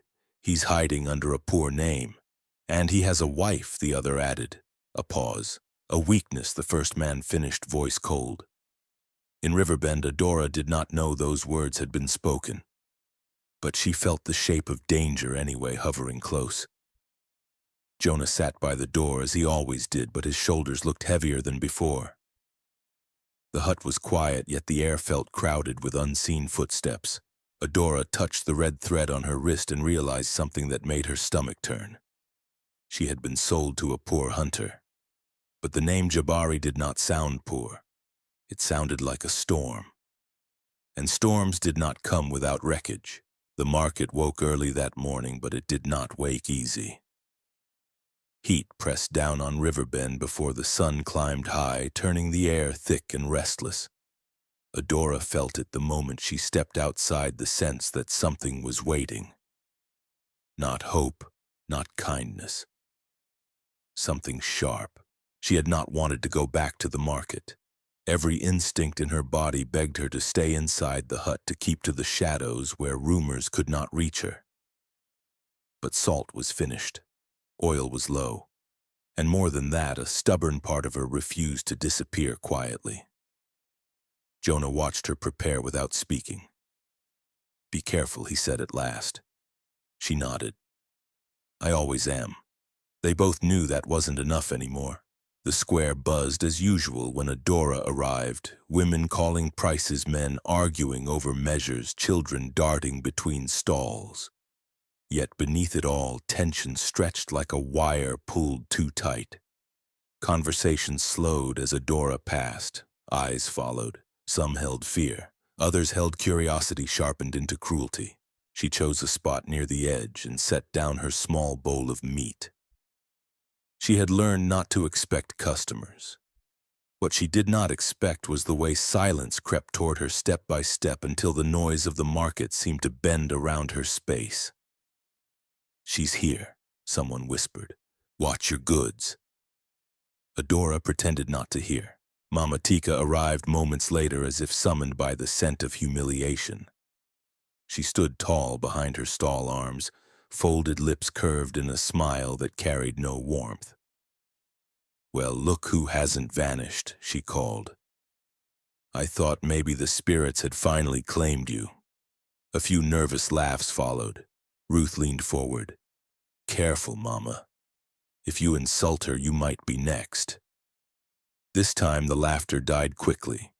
Fear had changed everything. Adora tightened her grip on the bowl and tried to move past them. Mama Tika stepped into her path. "Before you go," she said loudly, "tell us the truth. Are the stories real?" Adora's chest tightened. "What stories? That you curse people," Mama Tika replied. "That anyone who touches you meets misfortune." The market quieted completely. Adora felt every eye on her skin. "No," she said, voice shaking but clear. "I am not a witch. I have never harmed anyone." Mama Tika clicked her tongue. "Then explain the palm wine cellar. Explain why trouble follows you." "I don't know," Adora whispered. "I swear I don't." Before Mama Tika could answer, movement rippled through the crowd. Two men stepped forward, city men. Their clean clothes looked wrong under the sun of Riverbend. Their shoes did not know dust. Their eyes scanned the market, alert and cold, as if measuring exits. Adora's heart slammed against her ribs. "We're just here to ask a question," one said smoothly. "No need to be afraid." His gaze settled on Adora. "Where is your husband?" The crowd leaned in. Adora swallowed. "He's hunting." The second man smiled. "Funny. For a hunter, he seems very familiar with city roots." Murmurs rose. Mama Tika's eyes lit up. "City roots. What are you saying?" The man shrugged. "Only that your hunter might not be as simple as he pretends." Whispers exploded. "So he's hiding. That explains everything. No wonder people disappear." Adora's head spun. "Leave me alone," she said, voice breaking. "I haven't done anything." The first man laughed softly. "Relax. We're just talking. Talking." Jonah's voice cut in calm and deadly quiet. "Ends now." He stood beside Adora so suddenly it felt as if the ground itself had shifted. His presence drained sound from the square. Even the flies seemed to still. Jonah did not raise his voice. He did not touch anyone. He simply looked at the two men with eyes that did not belong to a poor hunter. "You've said enough," he continued. "Leave." One of the men scoffed, testing him. Or what? Jonah took a single step forward. That was all. The crowd instinctively backed away. Something old and disciplined radiated from him, authority shaped by violence, restrained by will. The city men felt it too. Their smiles faltered. Their shoulders stiffened. "This village isn't your city," one muttered. Jonah's gaze never wavered. "And she isn't your business." The words hung in the air like a verdict. After a long, dangerous second, the men turned and walked away. No threats, no bravado, just retreat. The market exhaled. Jonah turned to Adora, then his voice gentler. "Come." He took the bowl from her hands. She followed him through the stunned crowd, every step feeling unreal. No one laughed. No one whispered. They simply watched. When they reached the hut, Adora finally spoke. "You scared them," she said. Jonah set the bowl down carefully. "I ended a conversation." She stared at him. "You didn't sound like a man who ends conversations. You sounded like a man who commands them." Jonah's jaw tightened. "Adora, don't," she interrupted. "Don't tell me it's nothing. Don't tell me you're just a hunter." Silence stretched between them, heavy and fragile. "Who are you?" she asked quietly. Jonah looked away, pain flickering across his face. "Someone trying to survive." "And me," Adora's voice trembled. "What am I in all this?" Jonah did not answer. That night, Adora could not stay inside the hut. The walls felt too close. She walked toward the stream and sat on a flat stone, letting the cool air brush her face. Anger and fear tangled in her chest, tightening until she could hardly breathe. Footsteps approached softly. "Please," she said without turning. "Don't." Jonah stopped a short distance away. "I won't touch you. You used me," she said, voice breaking. "You let them call me a witch. You let me carry fear I don't understand. I was trying to carry the danger alone," Jonah replied. "I thought silence would protect you." "Silence felt like betrayal," Adora whispered. Jonah bowed his head. "You're right." They sat in painful quiet, the stream murmuring nearby. In the darkness beyond the trees, Camo watched, keeping his distance, honoring Jonah's unspoken order. Protect her path, but let her choose. "Tell me the truth," Adora said at last. "Even if it hurts." Jonah closed his eyes. "I will," he said. "Soon, when it's safe." Adora laughed softly, bitter. "Everything dangerous happens when you say that." She stood and walked away, back toward the village road. Jonah did not stop her. He only followed at a distance, just close enough to make sure she reached home. Behind them, far from Riverbend, the city men made their report. "He showed his hand," one said. "And he has a wife," the other added. Silence. "Then that's where we apply pressure." In Riverbend, Adora lay awake, staring at the dark roof of the hut, her trust cracked but not yet shattered. She did not know that the market silence that day had not brought peace. It had marked the beginning of a hunt. The evening came quietly, too quietly. After the market incident, Riverbend moved as if it were holding its breath. Doors closed earlier than usual. Laughter faded faster. Even the children's games ended before dusk, their plastic ball abandoned near the path as mothers called them home with voices edged by fear. Adora felt it in her body before she understood it in her mind. Jonah had gone out early, saying he needed salt and lamp oil from the far end of the square where the late sellers gathered. Adora told herself it would be quick. In and out, no trouble. She waited, pacing the hut, listening to every sound as if it might explain the tightness in her chest. When the sun dipped low and Jonah hadn't returned, worry pushed her outside. She wrapped her cloth tighter and stepped toward the square. The market at that hour was almost empty. Only a few sellers remained, packing up baskets, counting coins. The air smelled of dust and cooling oil. Adora moved quickly, eyes down, focused on getting what she needed and leaving. That was when two figures stepped out from the narrow path between the palm trees. Her heart stopped. The city men. They blocked her way with practiced ease smiles, thin and deliberate. "Good evening, Hunter's wife," the taller one said. "You walk alone," I'm going home, Adora replied, her voice steady only because she forced it to be. So are we, the other said, stepping closer.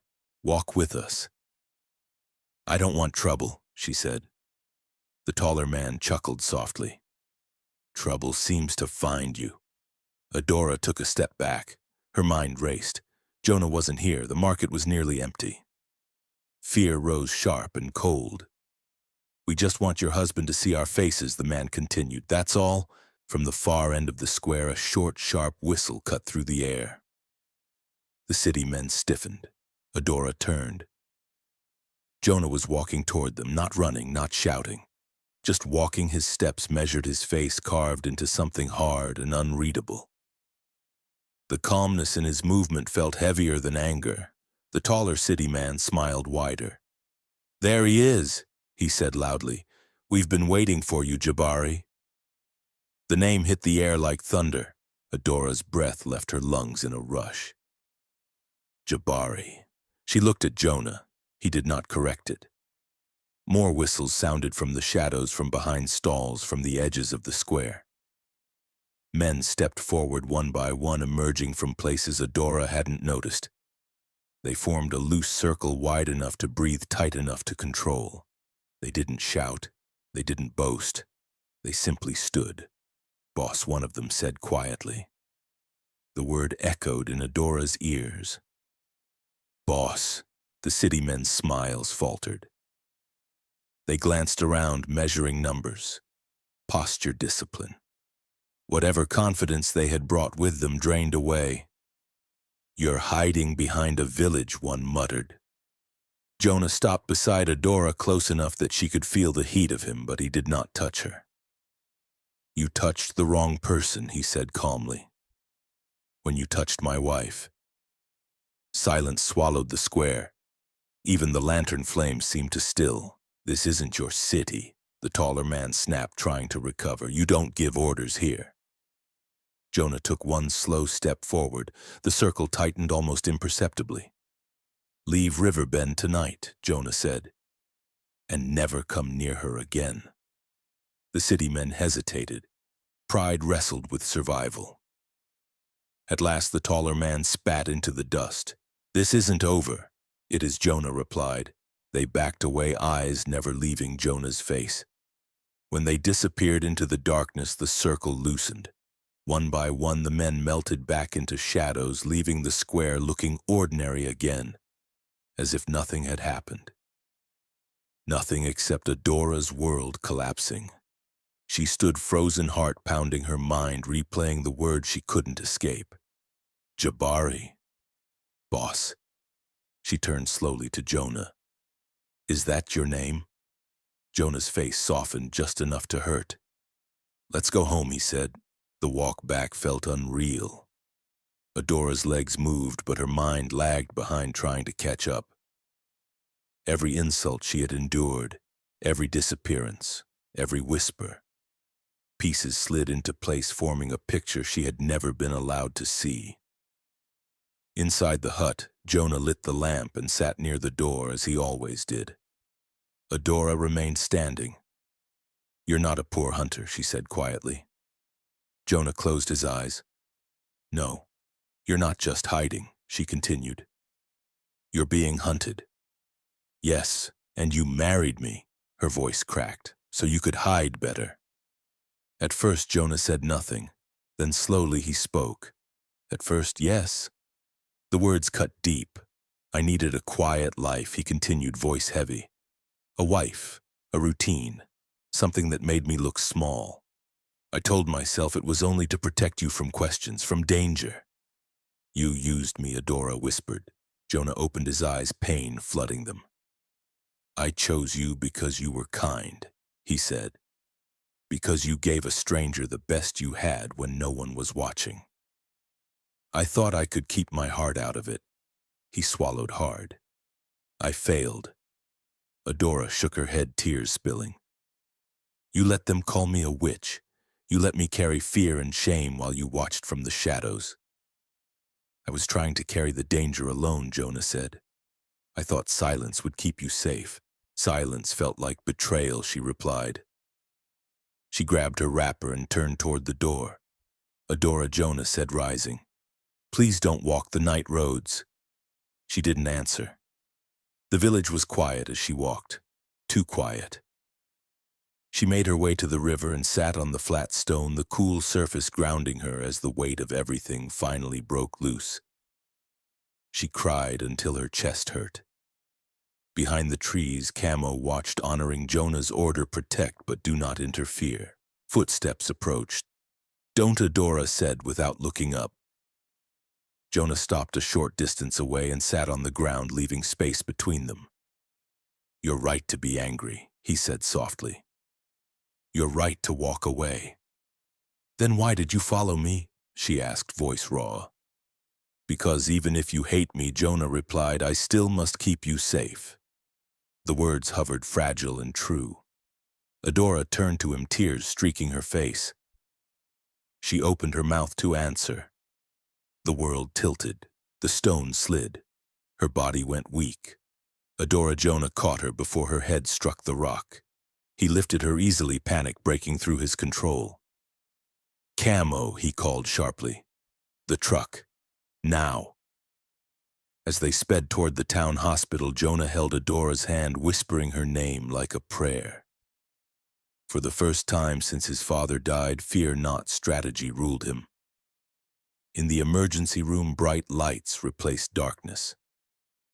A doctor examined Adora quickly, his expression serious but calm. Severe stress, he said after a moment. Exhaustion. Jonah nodded, barely breathing, and the doctor added, she's pregnant. The words hit Jonah harder than any bullet ever had. Pregnant.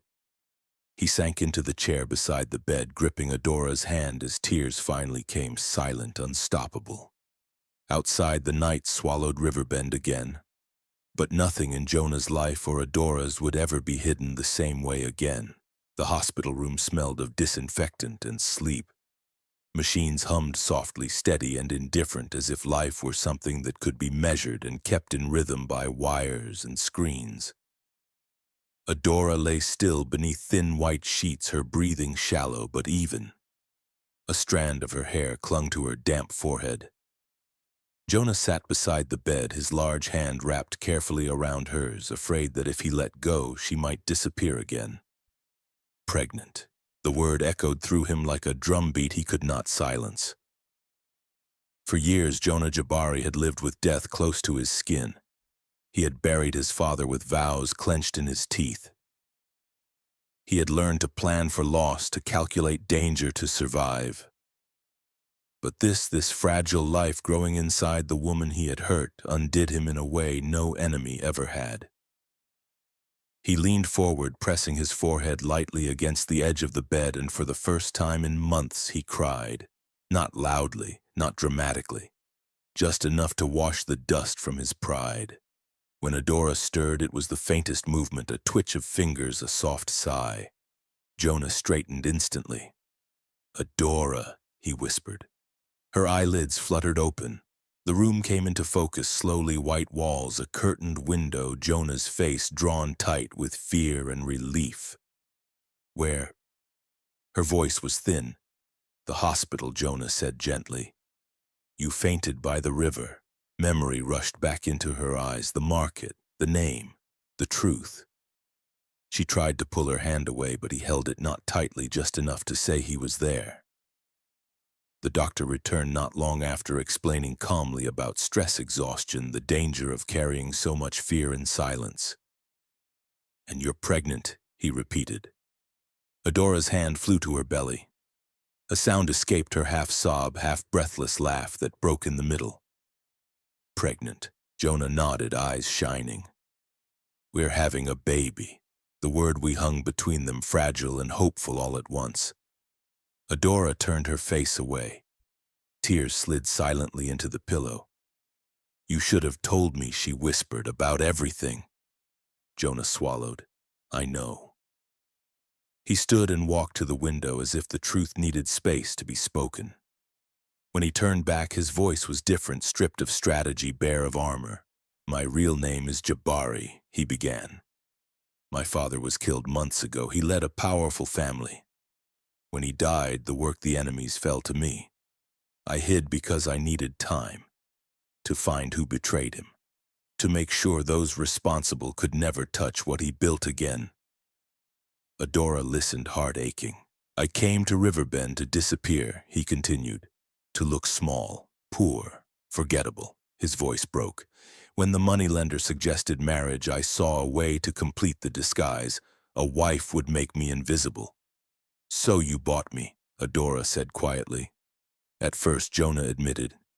Yes, the word hurt more than shouting ever could. I told myself it was to protect you, he went on, to keep you from worse men, from debts that would never end. But the truth is, I needed cover. Adora closed her eyes. I chose you, Jonah said urgently, stepping closer, because you were kind. Because I saw you give without being seen. I thought I could keep my heart out of it. He shook his head. I failed. I started waiting for your footsteps. Thinking of what you'd eat before myself, I fell in love. Silence filled the room, broken only by the steady hum of machines. You let me suffer, Adora said softly. You let them call me a witch. You watched while I carried shame. I was trying to carry the danger alone, Jonah replied. I thought silence was safety. Silence felt like betrayal, she said. Jonah nodded, tears burning his eyes. You're right. He sank into the chair beside her bed. I can't change how we started, but I can change everything after. Adora studied his face, the strength, the cracks, the man who had been both her shield and her shadow. Did you finish what you came to Riverbend to do? She asked. Jonah hesitated, then nodded. I will. Cleanly. No violence near you, no fear near our child. As if summoned by the vow, his phone vibrated. Jonah turned away to answer, voice low and controlled. Not near the village, he said. Shut down the route, block the port, pay every family we owe. Anyone who comes again, end it quietly. No fire in Riverbend. Do you hear me? He ended the call and returned to her side. I'm done hiding, he said, but I won't bring war into your life again. Adora stared at the ceiling for a long moment, then turned to him. You should have trusted me. I know. But I hear you, she said.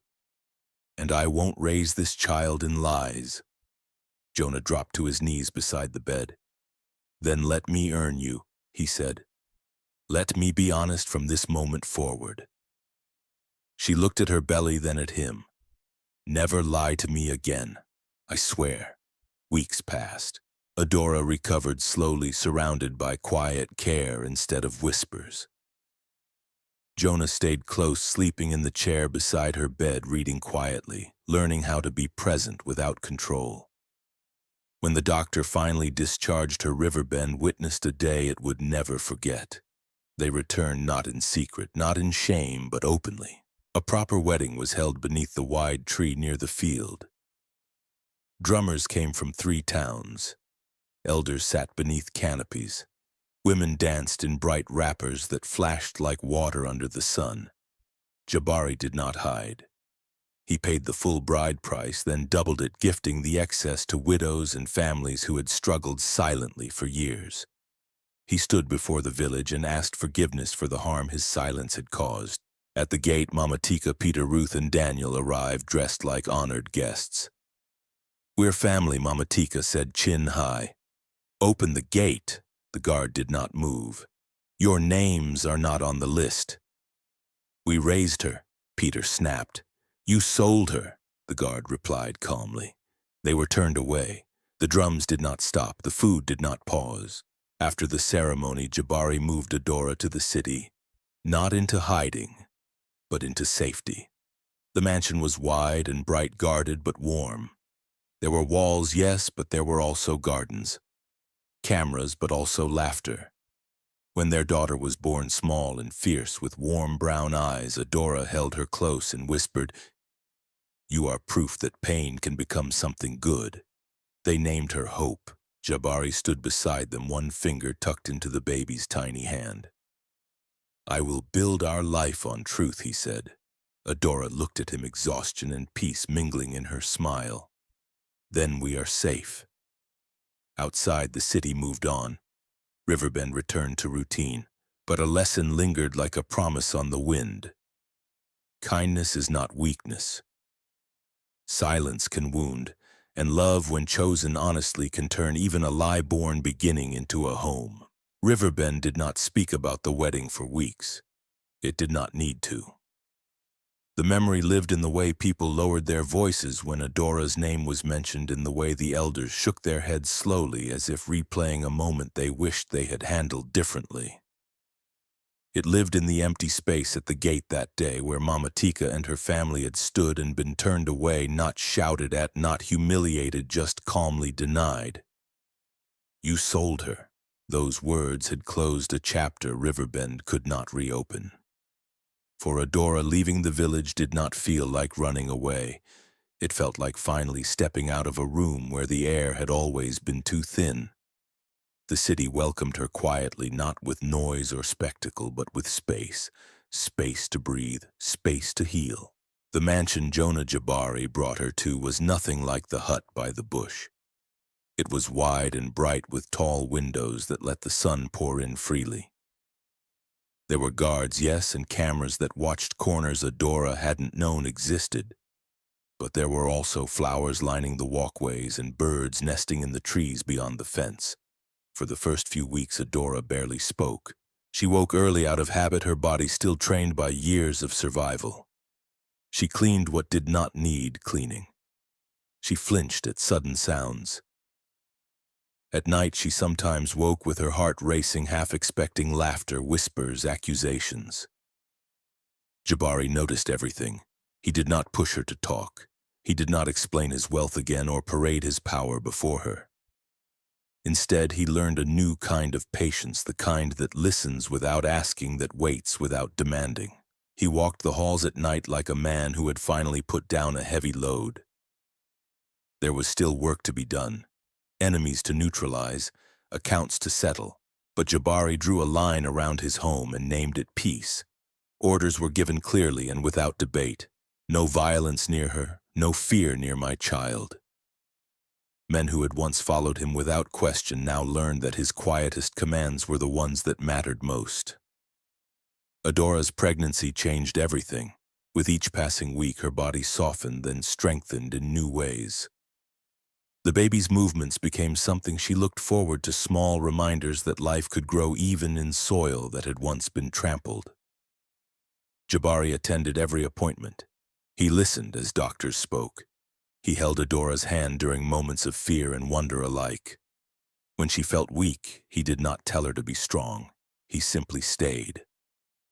Slowly, Adora began to speak again.